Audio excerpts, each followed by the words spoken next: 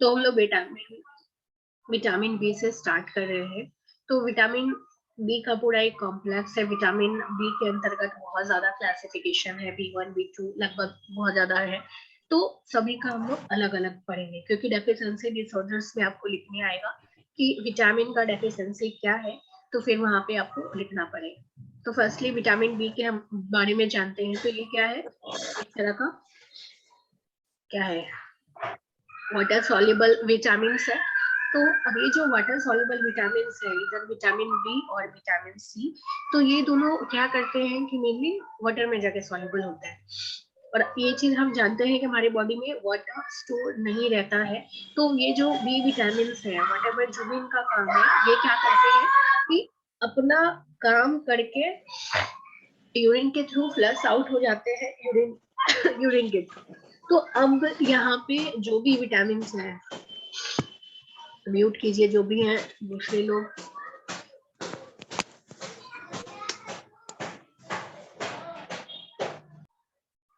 तो अब यहाँ पे जो भी तो हमको ये फैट सॉल्युबल की तुलना में क्या होता है कि ज्यादा मात्रा में हमको चाहिए।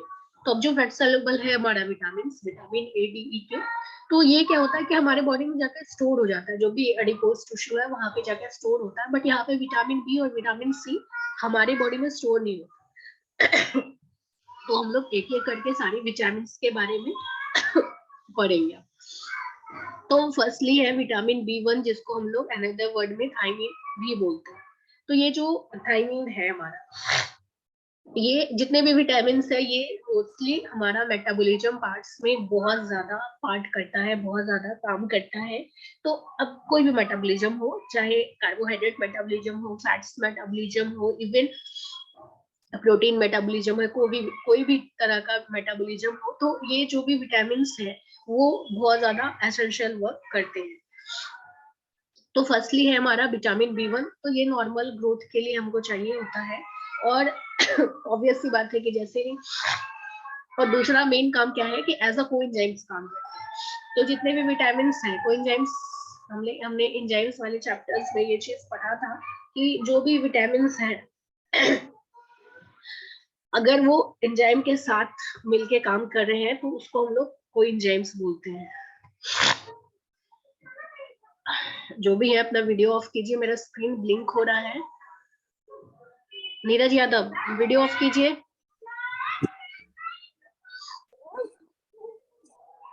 नीरज यादव वीडियो ऑफ कीजिए, हम पढ़ा नहीं पा रहे हैं।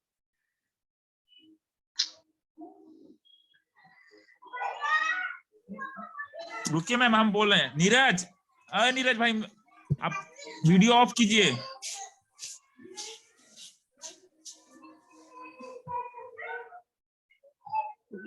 तो अब विटामिन B1 क्या होता है कि एज अ कोएंजाइम काम करता है। कोएंजाइम्स कहने का मतलब क्या है कि एंजाइम के साथ मिलके जो भी चीज काम करता है तो उसको हम लोग कोएंजाइम्स बोलते हैं। हेलो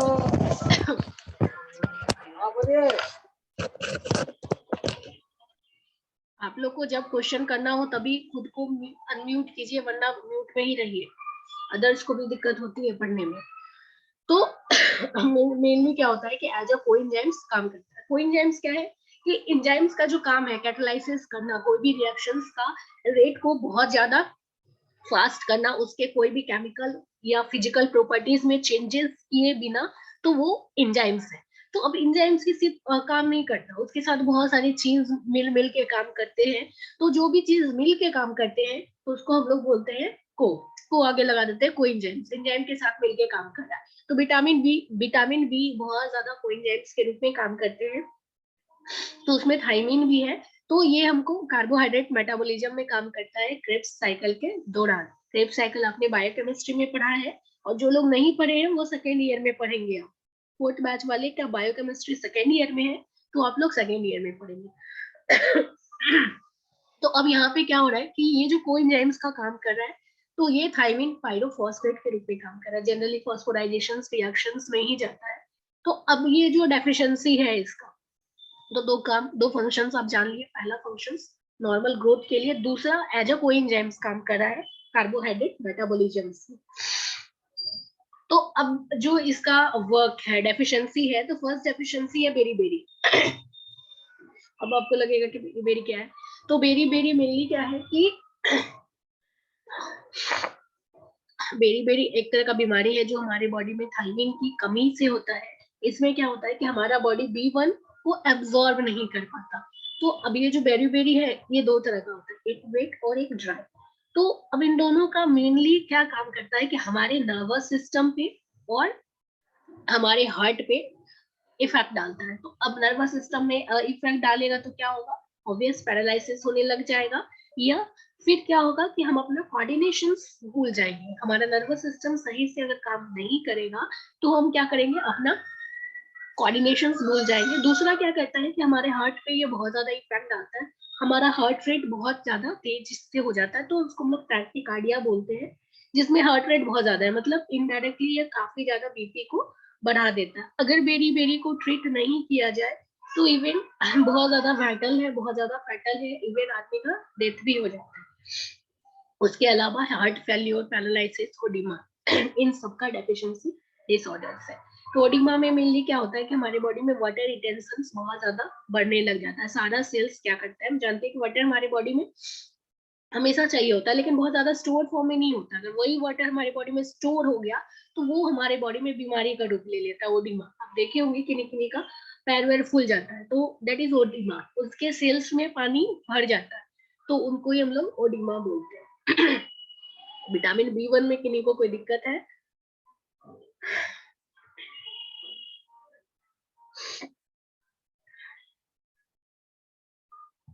ओके, अब हम लोग नेक्स्ट में जाते हैं, that is riboflavin, vitamin B2। तो विटामिन B2 जनरली क्या होता है कि हमारे रिडॉक्स जो भी सेल्स में रिएक्शंस है, तो रिडॉक्स रिएक्शंस में जाता है एज अ कोएंजाइम्स, ये भी यूज होता है। तो ये क्या चीज में इसका डिफिशियंसी कहाँ पे है, जनरली विटामिन जितने भी, अगर आपको याद नहीं आ रहा है तो आप एज अ कोएंजाइम्स लिख सकते हैं। जितने भी विटामिन है, विटामिन बी का जितने भी टाइप्स है, सभी एज अ कोएंजाइम्स काम करते हैं। तो रिबोफ्लेविन भी सेलुलर ऑक्सीडेशन और रिडक्शन में एज अ कोएंजाइम्स याद करते हैं। अगर आपको लास्ट वाला टर्मिनोलॉजी नहीं याद है, क्योंकि सभी में अलग अलग हो जाएगा, जैसे विटामिन बी में B1 में क्या किया, एज अ कोएंजाइम्स काम किया कार्बोहाइड्रेट मेटाबॉलिज्म में, और विटामिन 2 में क्या काम किया, कोएंजाइम्स किया ऑक्सीडेशन और रिडक्शन में। उसके अलावा कोएंजाइम्स, विटामिन B3 कोएंजाइम्स, तो आप सीधा एज अ कोएंजाइम्स लिख सकते हैं इन शॉर्ट। यहाँ तक में कोई दिक्कत है? No ma'am. अब इसके जो डेफिशिएंसीज है वो मेनली क्या होता है, स्किन डिसऑर्डर्स या उम्र होने लग जाता है। तो इसका जैसे ही आपके बॉडी में कम होने लग जाता है, तो हम क्या करते हैं कि विटामिन B कॉम्प्लेक्स या B को सुलगाते हैं, तो आपको क्या होता है कि आपके मुंह में छाले पड़ने लग जाएंगे, जीभ पे सोर्स होने लग जाएंगे, या डर्माटाइटिस होने लग जाता है। डर्माटाइटिस क्या है, एक तरह का स्किन डिसऑर्डर्स है, जिसमें आपके स्किन पे इरप्शंस होने लग जाते हैं, फोड़ा फुंसी होने लग जाता है पस वाला, तो दैट इज डर्माटाइटिस। उसके बाद नेक्स्ट है हमारा नियासिन। तो ये जो नियासिन है ये भी एज अ कोएंजाइम्स काम करता है। तो अब जितने भी तरह के ये विटामिन है ना, विटामिन बी, ये उतना ज्यादा इसका फंक्शन क्या है, उतना बहुत ज्यादा डिटेल्स में, जैसे विटामिन ए के बारे में बहुत ज्यादा डिटेल्स लिख सकते हैं, बट विटामिन बी का जो भी कॉम्प्लेक्स है एज अ कोएंजाइम को छोड़ के बहुत ज्यादा इसका यूजेस अभी तक डिक्लेयर नहीं हुआ है, बट स्टिल बहुत इंपॉर्टेंट है हमारे लिए, क्योंकि ये वाटर सॉल्युबल है। तो ये क्या कर रहा है कि जनरली हमारे बॉडी में एज अ कोएंजाइम्स का नाम। इसके अलावा अगर आप पूछेंगे इसका क्या वर्क है, इवन इन बुक्स, बहुत बड़े बड़े बुक जो भी रेफरेंस बुक है, उसमें भी बहुत ज्यादा डिटेल्स में नहीं दिया गया है कि विटामिन बी का एज अ कोएंजाइम को छोड़ के और क्या वाइटल रोल्स है। लेकिन अगर आप सोचिए कि एक भी मेटाबॉलिज्म में पार्ट नहीं करेगा एंजाइम्स, तो क्या होगा, वो पूरा हमारा जितने भी तरह के कोई भी क्रेब साइकिल, इवन एक क्रेब साइकिल से काम करना बंद कर दिया आपके बॉडी में, तो कार्बोहाइड्रेट का मेटाबॉलिज्म नहीं हो पाएगा। तो अब मेटाबॉलिज्म नहीं हो पा रहा है, तो वो जो स्टार्च है एज स्टार्च के फॉर्म में ही आपके बॉडी में रह जाएगा। ठीक है, तो नेक्स्ट है हमारा विटामिन B3। तो ये भी कोएंजाइम्स के रूप में काम कर रहा है, NAD+ और NADP+ के रूप में फॉर्म कर रहा है। ये दोनों एनर्जी करेंसी के रूप में हमारे बॉडी में काम करता है। और इसकी जो बीमारी है पे लग रहा है, ये नाम तो लग रहा है कि ये जो कोएंजाइम्स है ये बहुत नॉर्मल है, बट विटामिन B3 इससे जो डिसऑर्डर्स होता है, जो डेफिशिएंसी डिसऑर्डर्स है, दैट इज प्लेगरा, या इसको 4DB बोलते हैं, 4D इसलिए बोलते हैं क्योंकि हमारे बॉडी में क्या हो रहा है कि ये 4D काउंट कर रहा है। 4D डी मतलब एक एक वर्ड से डिराइव किया गया है। पहला डी है डायरिया, दूसरा है डर्मेटाइटिस, थर्ड है डेमेंशिया और फोर्थ है डेथ। अगर आपने 3D को नहीं ट्रीट किया तो पेलेग्रा भी लीड करता है डेथ को एज लाइक बेरी बेरी। जितना खतरनाक हमारे बॉडी में बेरी बेरी है उतना ही खतरनाक हमारे लिए पेलेग्रा भी है। अगर नियासिन की कमी हो जाती है जिनको, तो इनिशियली क्या होता है कि हमारे बॉडी में सिस्टमिक टाइप का डिसऑर्डर से ब्लड में इंफेक्शन होने लग जाता है और 4D दिखता है। 4D पहला डायरिया दिखने लग जाता है, उसके बाद डर्मेटाइटिस, स्किन इरप्शन होने लग जाता है, उसके बाद डायमेंशिया दिखने लग जाता है। डायमेंशिया मतलब क्या होता है कि मेमोरी लॉस, आप मेमोरी लॉस कर जाएंगे, आपको याद नहीं रहेगा कि आपने 2 मिनट पहले क्या किया। अगर ये पेलाग्रा को आपने ट्रीट नहीं किया तो फिर पॉसिबिलिटी क्या है कि डेथ। तो इसीलिए इस पेलाग्रा को हम लोग 4D भी बोलते हैं। और पेलाग्रा में क्या होता है कि मेनली फोटो सेंसिटिव आदमी हो जाता है। फोटो सेंसिटिव कहने का मतलब है कि जैसे ही आप धूप में जाएंगे तो आपका पूरा स्किन, जैसे आपको टैन होता है, तो वो इंस्टेंट में with in seconds, with in minutes पूरा बॉडी ब्लैक हो जाएगा। यहाँ तक में कोई दिक्कत है किन्हीं को? ओके, नेक्स्ट है हमारा, और जितने भी तरह के नाम है वो आपको याद करना पड़ेगा, क्योंकि अगर आपको बाय द वे अगर एमसीक्यू टाइप के क्वेश्चंस आ रहे हैं तो आपको लिखने आ जाएगा कि riboflavin is another word for, another name for vitamin B1, B2, B3। तो उस वक्त थोड़ा कंफ्यूजिंग रहता है, तो इसीलिए जितने भी नाम ब्रैकेट्स में दिए हैं आपको याद करना पड़ेगा। ठीक है, कोई दिक्कत यहाँ तक में? जैसे नियासिन है, B3 को नियासिन बोलते हैं, रिबोफ्लेविन B2 को बोलते हैं, पैंथोथेनिक एसिड B5 को बोलते हैं। तो ये आपको याद करना पड़ेगा। उसके बाद हम आगे बढ़ते हैं, दैट इज B5। B4 नहीं होता है, B5 है डायरेक्ट। तो पैंथोथेनिक एसिड्स बोलते हैं। ये भी एज अ कोएंजाइम्स ए के रूप में काम करता है और बहुत सारे मेटाबॉलिज्म में पार्ट करता है, और इसकी कमी के कारण स्किन डिसऑर्डर्स होने लग जाता है। डर्मेटाइटिस हम अर्लियर पढ़ चुके हैं। और दूसरा क्या होता है कि बर्निंग फिट सिंड्रोम होने लग जाता है, पैर या तलवा सब में जलन होने लग जाता है। तो जैसे ही जलन हो रहा है तो आप B5 पीजिए या विटामिन B कॉम्प्लेक्स पीजिए। कॉम्प्लेक्स में सारा कुछ रहता है। उसके बाद नेक्स्ट है हमारा B6। ये भी एज अ कोएंजाइम्स काम करता है और फैटी एसिड मेटाबॉलिज्म में काम करता है। उसके अलावा इसका वाइटल रोल है इरिथ्रोपायोसिस। इरिथ्रोपायोसिस क्या होता है कि मैचुरेशन ऑफ आरबीसी या आरबीसी के बनने की प्रक्रिया को इरिथ्रोपायोसिस बोलते हैं। इरिथ्रोसाइट्स बोलते हैं आरबीसी को, उसको ही बनने को इरिथ्रोपायोसिस बोलते हैं। अब ये आरबीसी अगर मान लीजिए आपके बॉडी में नहीं बनने लग गया तो क्या होगा?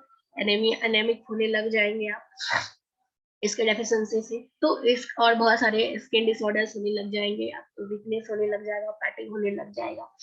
तो इसका डेफिशिएंसी से डर्मेटाइटिस, मसल क्रैम्प और पैरालिसिस होने लग जाता है। उसके बाद नेक्स्ट है B7, जिसको हम लोग बायोटीन भी बोलते हैं। तो बायोटीन हम लोग आजकल क्या है कि बहुत ज्यादा बायोटीन का यूज करते हैं। इवन जितने भी हमारा क्या बोलते हैं कॉस्मेटिक प्रोडक्ट है उसमें भी बायोटीन डेरिवेटिव्स रहता है। तो मेनली ये कार्बोक्सिलेशन रिएक्शंस में पार्ट करता है। कार्बोक्सिलेशन रिएक्शन आप केमिस्ट्री में पढ़े होंगे। तो कार्बोक्सिलेशन रिएक्शन में मेनली क्या होता है कि अगर कोई भी सबस्ट्रेट मेनली अगर CO2 के साथ रिएक्ट करता है तो वो कार्बोक्सिलिक एसिड डेरिवेटिव्स बनाता है। तो उसको ही हम लोग बोलते हैं कार्बोक्सिलाइजेशन रिएक्शंस। तो मेनली इसमें पार्ट करता है, कोएंजाइम्स के रूप में काम कर रहा है। उसके बाद क्या है कि डेफिशिएंसी से एक्ने होने लग जाता है, आपके चेहरे पे जो पिंपल्स आ रही है या मसल पेन है या डर्मेटाइटिस इस टाइप की चीजें होने लग जाती है। उसके बाद नेक्स्ट है folic acid, that is B9। तो फॉलिक एसिड में मेनली क्या है, ये भी फॉलिक एसिड है। तो फॉलिक एसिड आयरन वाली चीज हमको हमेशा आरबीसी मैचुरेशन के लिए चाहिए, इरिथ्रोपायोसिस के लिए चाहिए होता है। तो अब यहाँ पे क्या है कि जैसे ही आपके पास फॉलिक एसिड की कमी हो गई तो इसका क्या काम है, आरबीसी मैचुरेशन, तो मैच्योर नहीं हो पाएगा, इनमैच्योर रह जाएगा आरबीसी आपके बॉडी में, आप एनेमिक हो जाए। फिर नेक्स्ट है हमारा B12 साइनोकोलामीन, जिसको हम लोग बोलते हैं। तो मेनली ये क्या है कि एक तरह का conjugated protein, that is nucleoprotein synthesis में हेल्प करता है। और ये न्यूक्लियोप्रोटीन कहाँ पे प्रेजेंट होता है? हमारे न्यूक्लियस में, सेल के न्यूक्लियस में हमारा प्रेजेंट होता है। तो दैट टाइम राजेश कुमार अपना वीडियो ऑफ कीजिए। तो अब यहाँ पे क्या है कि न्यूक्लियोप्रोटीन सिंथेसिस में हेल्प करता है और आरबीसी मैच्योरिटी में करता है। तो अब ये न्यूक्लियोप्रोटीन क्या है? तो न्यूक्लियोप्रोटीन कहाँ प्रेजेंट है? जनरली हमारे आरबीसी और सॉरी आरएनए एंड डीएनए में। तो जो भी जेनेटिकल फैक्टर्स का कैरी ऑन करना है, जीन्स का करना है, तो उस वक्त ये बहुत ज्यादा वाइटल रोल अहम करता है। उसके अलावा आरबीसी के मैचुरेशन में। तो इसका डेफिशिएंसी में क्या होगा? तो हमारे आरबीसी में गड़बड़ी होने लग जाएगा, या हमारे डीएनए सिंथेसिस, आरएनए सिंथेसिस में, टेम्पलेशंस में गड़बड़ी होने लग जाएगा। तो इसका डेफिशिएंसी हमारा पर्नीसियस एनीमिया है, जहाँ पे हमारा आरबीसी सही से मैच्योर नहीं हो पाता। तो बहुत ज्यादा अमाउंट में इमैच्योर आरबीसी ब्लड्स में आ जाता है। और जो इमैच्योर आरबीसी है उसमें क्या होगा कि आयरन मॉलिक्यूल्स नहीं है, हीमोग्लोबिन नहीं है। तो हीमोग्लोबिन नहीं है तो क्या होगा कि हमारा जो ऑक्सीजन का फ्लो होना है, ऑक्सीजन को कैरी ओवर करना है, वो चीज नहीं हो पाता है। तो ये था हमारा टोटल बी कॉम्प्लेक्स। अब नेक्स्ट है हमारा विटामिन सी। यहाँ तक में कोई दिक्कत है किन्हीं को? No ma'am. Next vitamin C के बारे में हम क्या जानते हैं कि जितने तरह के खट्टे वाले फ्रूट्स हैं, साइट्रस टाइप के फ्रूट्स हैं, या ग्रीन वेजिटेबल्स हैं, चिली है, मिर्च है, उसमें सभी में विटामिन सी बहुत पर्याप्त मात्रा में पाया जाता है। तो जितने भी साइट्रस फ्रूट्स, क्या हो गया? साइट्रस खट्टा टाइप का फ्रूट्स क्या हो गया बताइए? Lemon, orange, mango, orange, lemon. Mango किसको खट्टा लगता है भाई? कौन है ये? किनको खट्टा लगता है मैंगो? मैम कच्चा मैंगो का बात कर रहा है। ओके।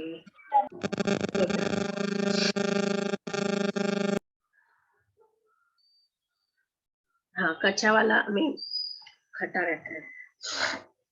तो अब यहाँ पे हमारा क्या है कि जितने तरह के साइट्रस फ्रूट्स हैं, जो पका हुआ साइट्रस फ्रूट है, उसमें विटामिन सी प्रेजेंट रहता है। तो नींबू हो गया सबसे वाइटल, हम लोग नींबू खाते हैं। तो ये मेनली क्या है कि विटामिन सी जो है वो मेनली हमारा इम्यूनिटी के लिए रहता है, या फिर हमारे माउथ के लिए रहता है, हमारा जो ओरल हेल्थ है उसको सुधारने के लिए रहता है। तो अब यहाँ पे इसका फंक्शंस मेन क्या है कि ये अगर सही से रहा तो अपनी कनेक्टिव टिश्यू में कोलाजन फाइबर्स के बारे में पढ़ा होगा। तो उसके लिए काम करता है, कोलाजन फाइबर के सिंथेसिस में हेल्प करता है, और प्रोटीन मेटाबॉलिज्म में काम करता है। अब यहाँ पे क्या हुआ कि इसकी बीमारी जो है, डेफिशिएंसी अगर हो गया तो सबसे बड़ा बीमारी क्या हो गया? तो बचपन से पढ़े, दैट इज स्कर्वी।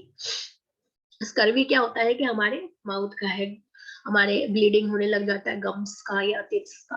तो अब यहाँ पे हमारा क्या है कि जो भी ओरल हाइजीन है हमारा, वहां पे क्या होता है कि कोलेजन्स का सिक्रेशंस सही से नहीं करता है। तो हमारा क्या है कि ब्लड सर्कुलेशन तो हो रहा है, कोलाजन नहीं है तो ब्लड स्टॉप नहीं हो रहा है, इंटरनल ब्लीडिंग स्टार्ट हो गया हमारे जॉइंट्स में, हमारे गम्स में। तो दैट इज स्कर्वी। तो यही है डेफिशिएंसी। और दूसरा क्या है, हमारी इम्यूनिटी के लिए चाहिए, तो इम्यूनिटी खराब हो जाएगी, आपको सर्दी वर्दी लगने लग जाएगा। दूसरा क्या है कि जो वुंड हीलिंग का प्रॉपर्टीज है वो कम हो जाता है। तो आपको अगर घाव हो गया, विटामिन सी की कमी है, तो वो काफी दिन लगेगा, बहुत डिले लगेगा उसको भरने में। विटामिन सी ले रहे हैं तो आपको क्या है कि इंस्टेंट बहुत कम दिन में आपका उन्स बढ़ जाएगा। तो ये हमारा विटामिन, वाटर सॉल्युबल विटामिन था। इनफैक्ट दोनों विटामिन कंप्लीट हो गया। अब नेक्स्ट है मिनरल्स। यहाँ तक में कोई दिक्कत है? No ma'am. ओके। अब नेक्स्ट है हमारा मिनरल्स। तो मिनरल्स मेनली क्या है, इनऑर्गेनिक टाइप का कंपाउंड है जो हमको काफी कम अमाउंट में चाहिए। Vitamin and minerals micro nutrients है जो हमको काफी कम अमाउंट्स में चाहिए। जनरली हम बाहर से नहीं पी लेंगे, तो हम जो पानी पी रहे हैं आरओ वाले नहीं, जो नॉर्मली आप पानी पी रहे हैं, जो क्या हैंडपंप से या टंकी का पानी जो डायरेक्ट क्या बोलते हैं अंडरग्राउंड वाटर से आप ले रहे हैं, तो उसमें एक पर्याप्त मात्रा में मिनरल्स है। तो उससे ही हम आपके मिनरल्स कंप्लीट हो जाएंगे, क्योंकि मिनरल्स जनरली क्या होता है कि फूड के अलावा रॉक वर्क से आता है। रॉक मतलब पत्थर वत्थर से, तो वहां से सारे मिनरल्स आपको मिल जाते हैं। तो अंडरग्राउंड वाटर जो रहता है वो क्या होता है, नीचे से आ रहा है, नीचे बहुत ज्यादा कुछ कुछ है, तो वहां से जनरली आपके सारे मिनरल्स आपको मिल जाएंगे। तो अब ये जो मिनरल्स है इसमें भी दो कैटेगरीज है, ये तुमको कम अमाउंट में चाहिए ही चाहिए, लेकिन इसमें भी हमको दो कैटेगरीज में पढ़ना है। First one is macro element, दूसरा है माइक्रो एलिमेंट्स। तो अब पहले जो आपने पढ़ा है मैक्रो न्यूट्रिएंट्स और माइक्रो न्यूट्रिएंट्स, कम अमाउंट में चाहिए। इवन ये माइक्रो न्यूट्रिएंट्स है, इसमें भी दो कैटेगरी है, मैक्रो और माइक्रो। तो कुछ एक मिनरल्स जो हमको थोड़ा ज्यादा अमाउंट में चाहिए कम ही अमाउंट में, लेकिन 1 ग्राम से ज्यादा चाहिए एक दिन में, तो उसको हम लोग फर्दर क्लासिफाई किए हैं मैक्रो एलिमेंट्स। और जो 1 ग्राम से कम चाहिए दैट इज माइक्रो एलिमेंट्स। ठीक है, तो अब मान लीजिए कि कैल्शियम है, मैग्नीशियम है, फास्फोरस है, सोडियम है, ये सब आप ज्यादा अमाउंट्स में खाते हैं, तो that is macro elements. Calcium, phosphorus ये सब मिल्क में मिल जाता है या अदर फूड्स में मिल जाता है, तो ये सब आपको ज्यादा चाहिए। नमक सब चीज में आप मिला के खा रहे हैं तो NaCl वहां से मिल रहा है, फास्फोरस बहुत सारे वेजिटेबल्स में मिल रहा है आपको, तो ये आपको थोड़ा ज्यादा अमाउंट्स में खा रहे हैं, तो इसलिए ये मैक्रो एलिमेंट्स है। और जो चीज बहुत ही कम अमाउंट्स में खा रहे हैं वो हमारा माइक्रो एलिमेंट्स है। यहाँ तक में कोई दिक्कत है किन्हीं को? अब ये जो माइक्रो और माइक्रो न्यूट्रिएंट्स है, इसको आपको थर्ड बैच वाले को पूरा डिटेल्स में पढ़ना था, हर एक एलिमेंट्स के बारे में, सॉरी हर एक मिनरल्स के बारे में क्या डेफिशिएंसी। लेकिन आपको अभी इतना ज्यादा डिटेल्स में नहीं पढ़ना है, आपको सीधा फंक्शंस पढ़ना है कि मिनरल्स का क्या क्या रोल्स है आपके बॉडी में। तो मेनली हमारा जो मिनरल्स है वो हमारे बॉडी में ये भी एज लाइक प्रोटीन से भी काफी वाइटल रोल्स अदा करता है। तो हमारे बॉडी में जैसे अपने पढ़ाई की विटामिन बैलेंस डाइट के बारे में कि आपके बॉडी में हर कुछ सही मात्रा में होना चाहिए, तो वैसे ही क्या है कि हेमियोस्टेटिस और ऑस्मोरेगुलेशंस को मेंटेन करने के लिए। अब ये हेमियोस्टेटिस क्या है, तो ऐसा क्या है, और ऑस्मोरेगुलेशंस क्या है, इससे क्या होता है कि आपका जो इनर वाला बॉडी है, इनर बाहर का एटमॉस्फेयर और अंदर का एटमॉस्फेयर, वो इंस्टेंट में चेंज नहीं होने देता है आपके बॉडी को, वो रेसिस्ट करता है चेंजेस से, जिससे क्या है कि हमारा जो इंटरनल ऑर्गन्स है वो एक कंडीशंस में रहे, होमियोस्टेसिस में रहे, तो इस चीज को ये मेंटेन करता है। दूसरा क्या है, आप जैसे देखेंगे अभी ठंड है, बहुत ठंड है, लेकिन आप जैसे अपना बॉडी टेम्परेचर करेंगे तो आपको थोड़ा गर्म गर्म महसूस होगा, आपके बॉडी का गर्म गर्म, तो वो अंदर में क्या है कि गर्म चीज करके रखता है। या फिर आप हैं या कोई और आदमी है कि जिनके आप हैं 2-3 स्वेटर पहने हुए हैं, इनर पहने हुए हैं, उसके ऊपर स्वेटर, फिर जैकेट्स, बहुत सारी टोपी लगाए हुए हैं, और कोई एक है जो सिर्फ एक पतला चादर में है, या फिर इवन वो चादर भी नहीं लिया हुआ है, लेकिन मौसम तो सभी के लिए एक बराबर है। क्या बराबर है? अभी जो टेम्परेचर अभी का है, अभी जितना भी इवन जो भी टेम्परेचर हो वो सभी के लिए है ना टेम्परेचर? यस मैम, सभी के Yes, लिए ma'am. टेम्परेचर है। अब अभी 11 डिग्री सेल्सियस है मान लीजिए, अगर फॉर एग्जांपल हम ले रहे हैं, तो वो सभी के लिए, जितने भी देवघर में रह रहे हैं वो सभी के लिए सेम टेम्परेचर होगा, बॉडी टेम्परेचर। लेकिन आप 10 जैकेट पहने हुए हैं, रूम में बैठे हुए हैं, सूप पे सूप पिए जा रहे हैं, लेकिन बाहर में किसी को खाना भी नहीं मिल रहा है, तो लेकिन वो उनको उतना ही ठंडा लग रहा है जितना आपको लग रहा है। क्या? क्यों? क्योंकि उनका बॉडी उसी हिसाब से मेंटेन है, दैट इज होमियोस्टेसिस। तो हमारा इनर में जो भी बॉडी का है रेगुलेशन उसको मेंटेन करता है।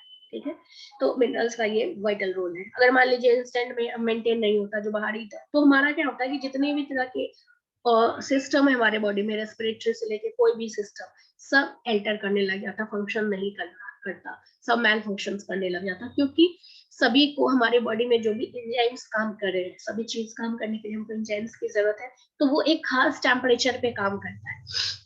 आपने पढ़ा होगा optimum temperature and optimum pH, तो वो अगर चेंजेस रेसिस्ट नहीं करेगा तो क्या होगा, इंस्टेंट में टेम्परेचर लो हो जाएगा। अब क्या होगा, जिसको 20 डिग्री चाहिए वो तो काम करना बंद कर देगा, तो इसी चीज को मेंटेन करता है मिनरल्स। दूसरा क्या है कि इम्पल्स जो कंडक्शन करता है, तो आप देखे होंगे, आपने पढ़ा होगा इम्पल्स कंडक्शन में कि जो भी नर्व्स एक दूसरे के साथ इम्पल्स कंडक्ट करता है, तो वहां पे बहुत ज्यादा बम्बार्डमेंट होता है, तो वो किसका होता है? Na+, ऐसे सबका होता है ना, K+, Na और Cl का, तो ये सब क्या है? मिनरल्स है। क्या है? मिनरल्स ही है ना, potassium sodium Yes, minerals ma'am. ही है। तो ये जो बम्बार्डमेंट होते रहता है हमारे बॉडी में, तो ये जरूरी है हमारा, नहीं तो क्या होगा कि इम्पल्स नहीं होने लग जाएगा, तो उसके लिए हमको चाहिए। दूसरा, हमारा बॉडी में पीएच मेंटेन हो, ऑस्मोटिक प्रेशर मेंटेन हो, उसके लिए चाहिए।